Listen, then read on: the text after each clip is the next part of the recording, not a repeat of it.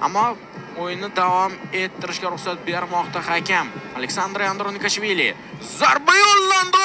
Oho! Super gol! Aleksandr Andronikashvili shedevr yo'llayapti hozir. Turning eng chiroyli gollaridan birini ko'rdik-ku. Aleksandr Andronikashvili zargarona zarbani ijro etdi. Zargarona zarba. Unchalik ham kuchli emasdi bu zarba. Ammo aniqlik, geometrik ko'rsatkichlar full formatda edi. Zo'r ijro.